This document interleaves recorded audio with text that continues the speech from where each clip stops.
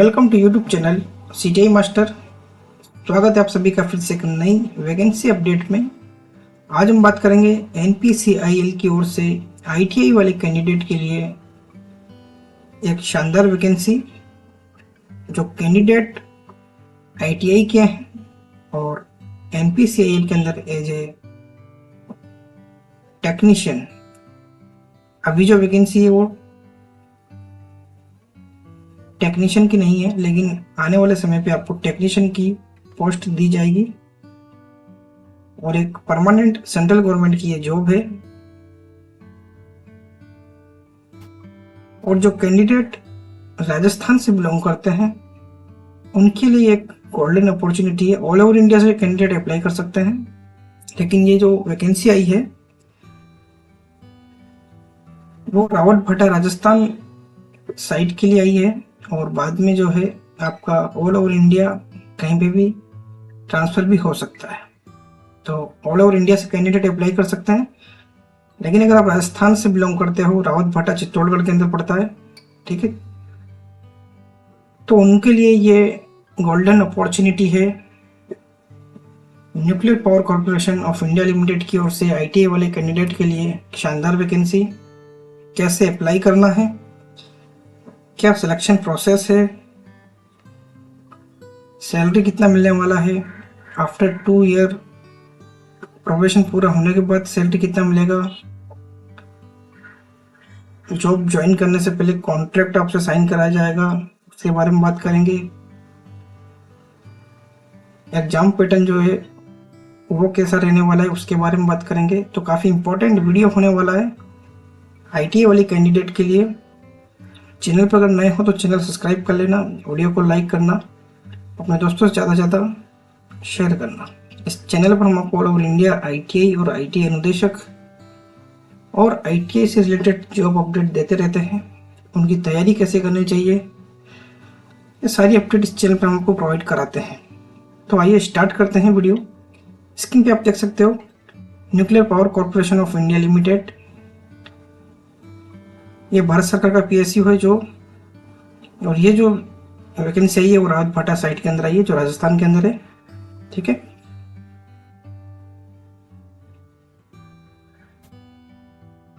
तो स्क्रीन पे आप देख सकते हो एडवर्टाइज नंबर आप देख सकते हो 4/2024। सबसे पहले हम बात करते हैं इंपॉर्टेंट डेट की। अप्लाई होना कब से स्टार्ट होगा?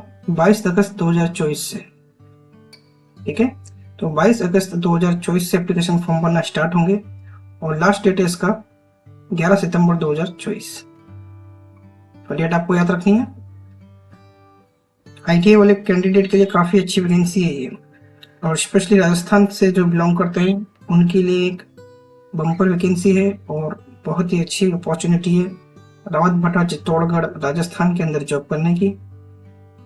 यहाँ पे इन्होंने टोटल 2 पोस्ट निकाली हैं। जैसे फर्स्ट पोस्ट है स्टाइपेंडरी ट्रेनिंग ऑपरेटर, ठीक है। सेकंड पोस्ट जो है स्टाइपेंडरी ट्रेनिंग मेंटेनर। तो ये जो मेंटेनर की पोस्ट है वो आईटीआई वाले कैंडिडेट के लिए है। तो दोनों पोस्ट की हम बात करेंगे।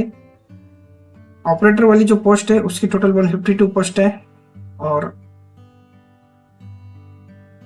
मेंटेनर की जो है टोटल 115 पोस्ट है। और ये बैकलॉग वैकेंसी है, जो पुरानी वैकेंसी जो खाली रह जाती हैं उसको मिलाकर टोटल अगर हम बात करें तो 153 ऑपरेटर की है और मेंटेनर की 126 है। टोटल वैकेंसी की अगर हम बात करते हैं 279। ऑपरेटर में कौन अप्लाई कर पाएगा, मेंटेनर में कौन अप्लाई कर पाएगा? आईटीआई वाले कैंडिडेट जो है सिर्फ मेंटेनर के लिए ही अप्लाई कर पाएंगे। ऑपरेटर में भी अप्लाई कर सकते हैं। आप इसके एजुकेशन क्वालिफिकेशन आप रखते हो तो आप वो भी अप्लाई कर सकते हो। अभी हम डिस्कस करने वाले हैं। तो आइए देख लेते हैं कि किस किस ट्रेड में कितनी वैकेंसीज है। वैकेंसीज की अगर हम बात करें तो आप देख सकते हो स्क्रीन पे इलेक्ट्रिशियन ट्रेड जो है उनके लिए टोटल वैकेंसीज है 28।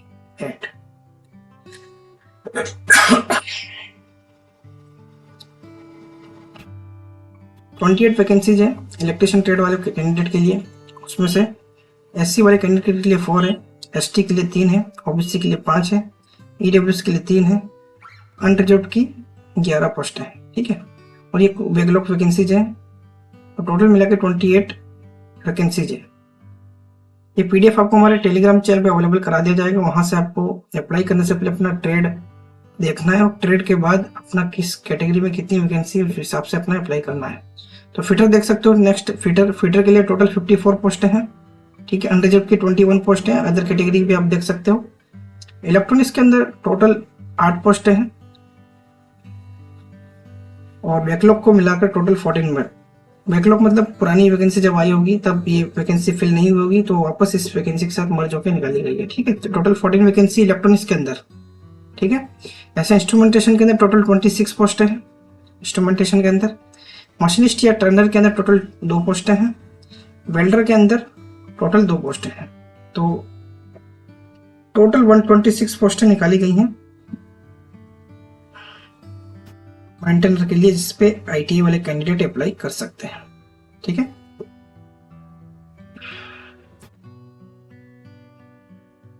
डिटेल यहाँ पे दी हुई है, ये आप देख सकते हो यहाँ पे। अब इम्पोर्टेंट बात हम बात करते हैं, एजुकेशनल क्वालिफिकेशन हम देख लेते हैं।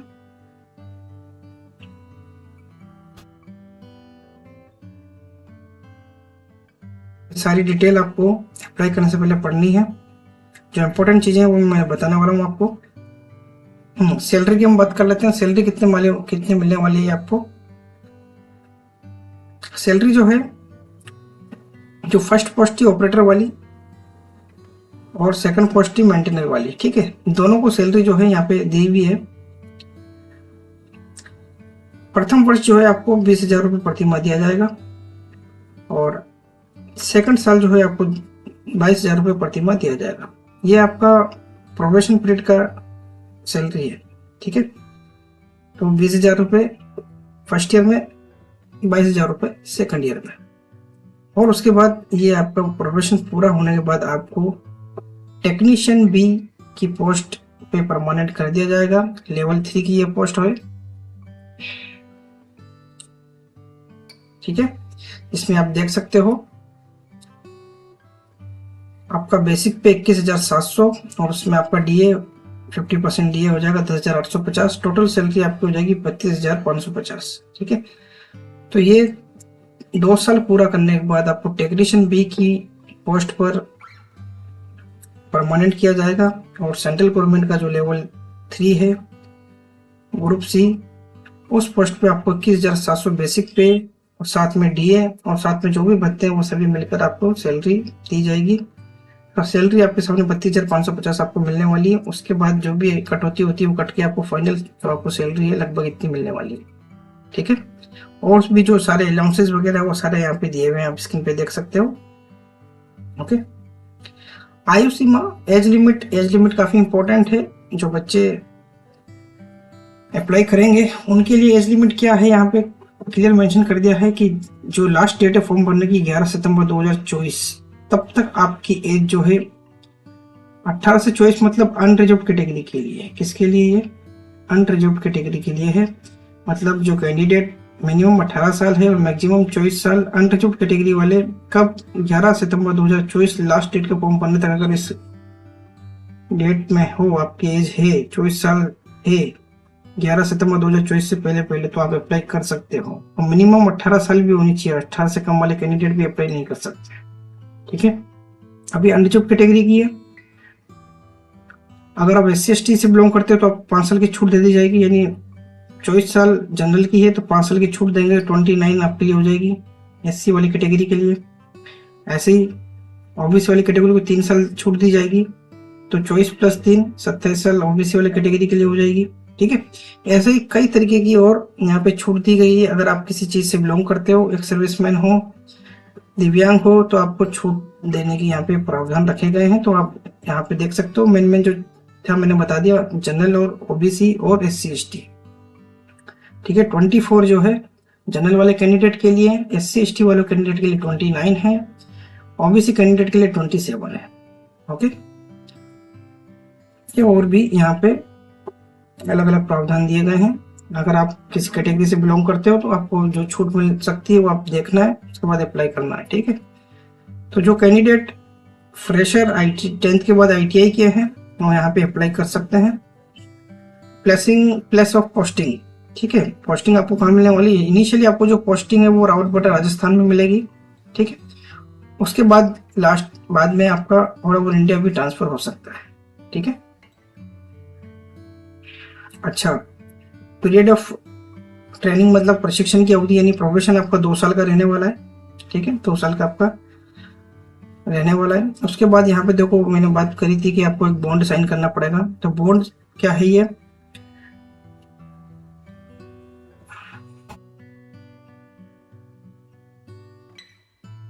चयनित अभ्यर्थियों को प्रशिक्षण कार्यक्रम आरंभ होने से पूर्व एक बॉन्ड निष्पादित करना होगा। निष्पादित किए जाने वाले बॉन्ड का अवधि प्रशिक्षण अवधि के 3 गुना होगा, जिसकी न्यूनतम अवधि 2 वर्ष, अधिकतम अवधि 5 वर्ष होगी। बॉन्ड का उल्लंघन करने की स्थिति में वापस भुगतान किए जाने वाली राशि प्राप्त वर्तिका एवं वास्तव में प्राप्त पुस्तक राशि के समतुल्य होगी। मतलब 5 साल का आपका ये बॉन्ड भराया जाएगा आपसे, ठीक है। और यहाँ पे इन्होंने बॉन्ड की राशि भी दे दी है। शक्तिपूर्ति बॉन्ड या बैंक की गारंटी, यहाँ पे 5,07,000 रुपए की जो है ये आपका गारंटी के तौर पे एक बॉन्ड साइन होगा आपको, ठीक है। ये भी एक इम्पोर्टेंट है, तो सिलेक्शन अगर आपका हो जाता है तो चयन होने से पहले ही आपको बॉन्ड साइन करना पड़ेगा वहां पे, ठीक है।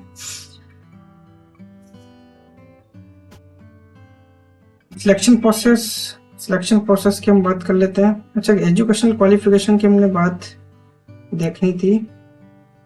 सिलेक्शन प्रोसेस से पहले एजुकेशनल क्वालिफिकेशन हम देखते हैं। एजुकेशनल क्वालिफिकेशन कौन कौन से कैंडिडेट अप्लाई कर सकते हैं? 2 पोस्टें हैं यहाँ पे, दोनों की हम बात करेंगे। यहाँ पे कुछ शारीरिक मापदंड भी दिया है। यहाँ पे 160 सेंटीमीटर हाइट होनी चाहिए, न्यूनतम भार आपका 45.5 किलोग्राम होना चाहिए। ये है ये रहा एजुकेशनल क्वालिफिकेशन जो रहेगा था। एजुकेशनल क्वालिफिकेशन इंपॉर्टेंट है। पहले हम IT वाले कैंडिडेट की बात करेंगे। तो जो बच्चे 10th के हैं, विज्ञान और गणित विषय में अलग अलग 50% न्यूनतम एवं संबंधित trade electrician, fitter, instrumentation, electronics, machinist या टर्नर या वेल्डर में 2 वर्ष का ITI प्रमाण पत्र। मतलब 10th अगर आपने पास किया है तो 10th के अंदर आपका विज्ञान और गणित के अंदर 50% सेपरेट मार्क्स होना अनिवार्य है। 10th की बात हम कर रहे हैं, ये हम मेंटेनर मतलब IT वाले कैंडिडेट की बात कर रहे हैं। 50% मार्क्स होना आवश्यक है। जैसे 100 नंबर का विज्ञान का पेपर है, 100 नंबर गणित का पेपर है, तो दोनों में कम से कम 50 नंबर तो आपके होना चाहिए। 50 से ज्यादा हो, 50 से कम होंगे तो आप एलिजिबल नहीं होंगे। क्लियर मेंशन किया है यहाँ पे। उसके बाद संबंधित ट्रेड में electrician, fitter, instrumentation, electronics, machinist, Turner, welder में 2 वर्ष का ITI प्रमाण पत्र, 2 वर्ष का ITI प्रमाण पत्र होना चाहिए, ठीक है। अब कोई कुछ ट्रेड ऐसी हैं जैसे 1 साल की, जैसे वेल्डर 1 साल का ITI है, तो उस ट्रेड के लिए ITI के साथ 1 साल का आपका एक्सपीरियंस भी होना चाहिए, तभी आप अप्लाई कर सकते हो, ठीक है। यहाँ पे लिख दिया है उन ट्रेडों के लिए जिनकी IT कोर्स की अवधि 2 वर्ष से कम है, संबंधित अभ्यर्थी को कोर्स समाप्ति के बाद संबंधित क्षेत्र में कम से कम 1 वर्ष का अनुभव होना चाहिए, ठीक है, तो वो आपका वैलिड होगा। जो ट्रेड 1 साल की है उनके लिए 1 साल का एक्सपीरियंस होना अनिवार्य है, ठीक है। और तीसरी पॉइंट और लिख दी है कि 10th में इंग्लिश भी आपका एक सब्जेक्ट होना चाहिए। इंग्लिश में पासिंग मार्क्स का ऐसा कुछ नहीं लिखा, लेकिन 10th के अंदर आपके 3 सब्जेक्ट गणित, विज्ञान और इंग्लिश तीनों होना चाहिए। और गणित और विज्ञान में सेपरेट 50% मार्क्स आपके न्यूनतम होने चाहिए। उसके बाद ITI आपका सर्टिफिकेट होना चाहिए 2 साल का, तो आप अप्लाई कर सकते हो। 1 साल का है तो 1 साल का आपका क्या होना चाहिए? अप्रेंटिसशिप होना चाहिए, ओके। अच्छा, एक चीज और यहाँ पे इन्होंने मेंशन कर दी है, अगर ITI के बाद इन्होंने कैंडिडेट ने अगर शिक्षुता प्रशिक्षण मतलब अप्रेंटिसशिप अगर किया है तो 1 वर्ष का अनुभव माना जाएगा। इंटर्नशिप की अवधि को अनुभव ही माना जाएगा। मतलब अगर कई कैंडिडेट ऐसे होते हैं जो ITI के जस्ट बाद अप्रेंटिसशिप करने लग जाते हैं, तो जिन कैंडिडेट ने अप्रेंटिसशिप किया है, 1 साल की ट्रेड है, उनको 1 साल का एक्सपीरियंस रिक्वायर्ड है। अगर उन्होंने अप्रेंटिसशिप की 1 साल की तो उनको 1 साल का अनुभव माना जाएगा, ठीक है, तो अप्लाई कर सकते हैं। ये भी चीज इन्होंने यहाँ क्लियर कर दी है, ठीक है।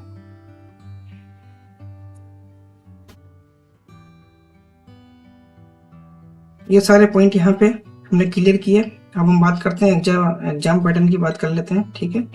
तो अच्छा, फर्स्ट वाली जो पोस्ट थी उसके अंदर 12th के अंदर अगर आपका फिजिक्स केमिस्ट्री मैथ है तो भी आप अप्लाई कर सकते हो। फर्स्ट वाले पोस्ट की हम बात कर लेते हैं। फर्स्ट वाली जो पोस्ट है उसके अंदर अगर साइंस यानी भौतिक, फिजिक्स, केमिस्ट्री और मैथ पीसीएम और 50% से अगर आप पास आउट हो 12th तो आप यहाँ पे अप्लाई कर सकते हो। फर्स्ट पोस्ट के लिए बात कर रहा हूँ, ऑपरेटर की हम बात कर रहे हैं, पीसीएम कैटेगरी वाले कैंडिडेट की बात हम कर रहे हैं, ठीक है। जो कैंडिडेट पीसीएम साइंस से 12th पास किए हैं और इंग्लिश 10th में सब्जेक्ट होना अनिवार्य है, वो कैंडिडेट भी यहाँ पे अप्लाई कर सकते हैं ऑपरेटर की पोस्ट पर। मेंटेनर की पोस्ट पर सिर्फ और सिर्फ आईटीआई वाले कैंडिडेट ही अप्लाई कर सकते हैं। तो साइंस वाले कैंडिडेट, उनके लिए भी एक अच्छी अपॉर्चुनिटी है। अब हम देख लेते हैं एग्जाम पैटर्न। बॉन्ड की हमने बात कर ली, कैसे अप्लाई करना है वो बात कर ली, पोस्टिंग क्या रहने वाली वो बात की हमने, प्लेस ट्रेनिंग पीरियड कितना रहेगा। सिलेक्शन प्रोसेस की हम बात कर लेते हैं थोड़ा। सिलेक्शन प्रोसेस क्या रहने वाला है, फर्स्ट पोस्ट जो है ऑपरेटर और सेकंड पोस्ट है मेंटेनर, दोनों सेकंड पोस्ट आईटीआई वालों के लिए, ठीक है। तो फर्स्ट पोस्ट जो है उनके लिए सिर्फ एक प्री टेस्ट होगा, ठीक है, स्टेज 1 और स्टेज 2 एडवांस टेस्ट, ये एक ही दिन होने वाला है। मतलब फर्स्ट पेपर होगा जिसमें ये जो स्टेज 1 है वो प्री टेस्ट होगा, स्टेज 2 एडवांस टेस्ट होगा। अभी हम बताएंगे क्या क्या सिलेबस है इसका, ठीक है। उसके बाद फिजिकल होगा, डॉक्यूमेंट वेरिफिकेशन होगा। लेकिन आईटीआई वाले कैंडिडेट के लिए प्री टेस्ट होगा, उसके बाद फिजिकल टेस्ट होगा, उसके बाद डॉक्यूमेंट वेरिफिकेशन होगा, फिर स्किल टेस्ट होगा। स्किल टेस्ट और होगा आईटीआई वाले कैंडिडेट के लिए। और एग्जाम जो है या तो ओएमआर बेस पे होगा या कंप्यूटर सीबीटी एग्जाम होगा, ठीक है, ये होगा। अब देखो प्री टेस्ट जो होगा, लिखित रिटन एग्जामिनेशन प्री टेस्ट जो होगा 1 आवर ड्यूरेशन, स्टेज 1 स्टेज 2, एक ही दिन दोनों पेपर होने वाले हैं। प्री टेस्ट में जो स्टेज 1 होगा, प्री टेस्ट का जो स्टेज 1 होगा ये क्वालिफाई नेचर का होगा। क्या होगा, क्वालिफाई नेचर का होगा। और सेकंड टेस्ट जो होगा, इस सेकंड टेस्ट के मार्क्स के बेस पे आपकी जो है मेरिट बनाई जाएगी, ठीक है। ये दोनों पेपर एक ही दिन होने वाले हैं। 1 घंटे का पेपर आपका ये होगा, उसी दिन 2 घंटे का पेपर आपका एडवांस टेस्ट का होगा। सिलेबस क्या रहने वाला है, स्टेज 1 का जो क्वालिफाई नेचर का है, 1 घंटे के अंदर टोटल 50 क्वेश्चन दिए जाएंगे आपको। उस 50 क्वेश्चन में से 20 जो है आपके गणित के रहने वाले हैं, 20 आपके विज्ञान के रहेंगे, 20 जो है आपके जनरल अवेयरनेस के, 10 जो है जनरल अवेयरनेस के। टोटल 50 क्वेश्चन आपको मिलने वाले हैं, ठीक है। प्रत्येक क्वेश्चन 3 अंक का होगा, 3 अंक का क्वेश्चन होगा, यानी 150 नंबर का स्टेज 1 होगा, ठीक है। और नेगेटिव मार्किंग भी यहाँ पे रहने वाली है, 1 अंक नेगेटिव मार्किंग के तौर पे काटा जाएगा, 3 अंक प्रदान किए जाएंगे, ठीक है। तो 150 मार्क्स का पेपर होने वाला है, नेगेटिव मार्किंग भी रहेगी, ओके। और ये क्वालिफाई नेचर का होगा। क्वालिफाई नेचर का मतलब ये है, जैसे अनरिजर्व कैटेगरी को 40% मार्क्स लाने होंगे, यानी 50 क्वेश्चन हैं, उस 50 क्वेश्चन में से आपको कम से कम ये 150 नंबर का हो गया, ठीक है। 20 मतलब 20 क्वेश्चन आपको सही करने होंगे अनरिजर्व कैटेगरी वाले कैंडिडेट को स्टेज 1 के अंदर। मतलब उनके टोटल नंबर 60, 150 में से 60 नंबर लाने होंगे अनरिजर्व कैटेगरी को क्वालिफाई होने के लिए। सिर्फ क्वालिफाई नेचर का है, इसलिए ध्यान रखना एग्जाम में जो क्वेश्चन आ रहे हो वही आपको अटेम्प्ट करने हैं। मिनिमम आपका 20 क्वेश्चन आपका करेक्ट होना चाहिए। 20 क्वेश्चन अगर आपका करेक्ट होगा मतलब आपका 60 नंबर 150 में से आते ही आप क्वालिफाई हो जाओगे। अनरिजर्व कैटेगरी की बात कर रहे हैं, बाकी दूसरी कैटेगरी के लिए 30% दिया गया है। 30% मतलब 15 क्वेश्चन अगर आपके सही हैं तो भी आप क्वालिफाई हो जाओगे। 45 नंबर अगर आप ले आते हो 150 में से स्टेज 1 के अंदर तो आप क्वालिफाई होंगे, तभी आपका स्टेज 2 का पेपर चेक किया जाएगा। स्टेज 2 का पेपर एडवांस टेस्ट जो है आपका, वो आपका जो है अपने ट्रेड को लेकर होगा। ट्रेड का जो सर्टिफिकेट है उस बेस पे होगा। यहाँ पे दे दिया है, देखो यहाँ पे 2 घंटे का पेपर होने वाला है। 2 घंटे का पेपर होगा। कितने घंटे का?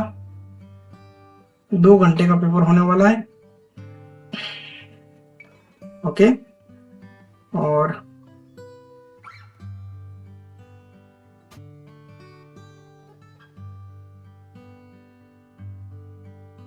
इसका जो 150 मार्क्स, 150 मार्क्स, 150 मतलब 50 क्वेश्चन आपको मिलने वाले हैं। 50 क्वेश्चन आपको मिलने वाले हैं। वही है सेम पैटर्न, 50 क्वेश्चन आपको मिलेंगे। वो आपकी ट्रेड से रिलेटेड होंगे। जैसे फर्स्ट दे दिया इन्होंने कि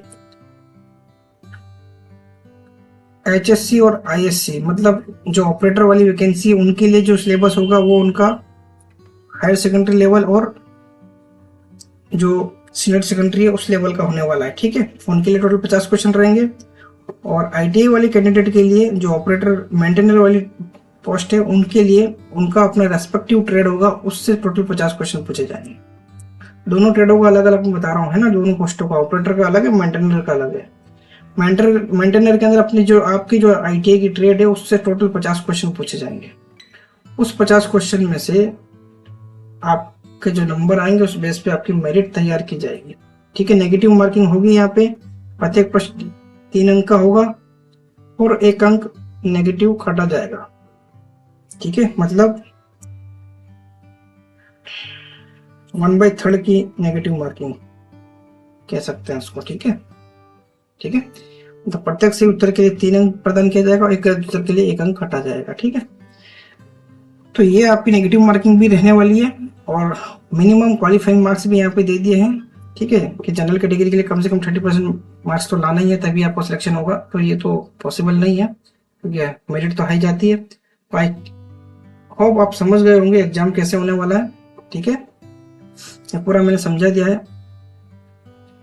उसके बाद आपका फिजिकल होगा। फिजिकल जो उन्होंने यहाँ पे दिया है क्राइटेरिया वो पूरा करना है। उसके बाद आपका ITI वाले कैंडिडेट के लिए डॉक्यूमेंट वेरिफिकेशन होगा और सीनियर सेकेंडरी PCM वाले कैंडिडेट के लिए डायरेक्ट DV होगा। उसके बाद पोस्टिंग दी जाएगी। तो ये सारी चीज़ें हमने बात कर ली है और भी ये पूरी डिटेल जो है आपको हमारे टेलीग्राम चैनल पे अवेलेबल करा दी जाएगी। PDF डाउनलोड करना है और उसके बाद इसको अच्छे से पढ़ना है और जिस कैटेगरी में आप आते हो उसी कैटेगरी का अपना अनुभव प्रमाण, अपना जो सर्टिफिकेट वगैरह है कैटेगरी का वो बनवा ले और फिर अप्लाई करें। EWS वाले कैंडिडेट जरूर ध्यान दें। अगर आप EWS से बिलोंग करते हैं या OBC से बिलोंग करते हैं तो आपका सर्टिफिकेट जो है EWS वाले कैंडिडेट लास्ट डेट है जो फॉर्म भरने की उससे पहले का बना हुआ होना चाहिए। और ये केंद्र सरकार की जॉब है तो सेंट्रल का EWS सर्टिफिकेट बना हुआ होना चाहिए। तो ये सारी चीज़ें आपको ध्यान रखनी है अप्लाई करने से पहले। एप्लीकेशन फीस जो हम देख लेते हैं, 100 रुपीज़ जो है एप्लीकेशन फी रहने वाली है इसकी। मात्र 100 रुपीज़ आपको एप्लीकेशन फीस देनी है। और एग्जाम वगैरह इसका जो है राजस्थान की वैकेंसी तो राजस्थान में होगा, राजस्थान में इसका सेंटर आएगा। तो काफ़ी इंपॉर्टेंट वैकेंसी है राजस्थान वाले कैंडिडेट और ऑल ओवर इंडिया वाले कैंडिडेट के लिए। फॉर्म भरना स्टार्ट होंगे, मैंने बता दिया था 22 अगस्त 2024 से और 11 सितंबर 2024 से। काफ़ी समय है अभी फॉर्म भरने का। ओके, वीडियो अगर पसंद आया तो वीडियो को लाइक करना, अपने दोस्तों के साथ ज़्यादा ज़्यादा शेयर करना। इस चैनल पर मैं आपको इंडिया IT और IT अनुदेशक भर्ती से रिलेटेड अपडेट देते रहते हैं। कोई भी अगर डाउट हो तो हमारे टेलीग्राम चैनल पे आप हमसे जुड़ सकते हो और हमारे कमेंट बॉक्स में कमेंट कर सकते हो। फिर मुलाकात होगी किसी नए अपडेट में, तब तक के लिए बाय। जय हिंद, जय भारत।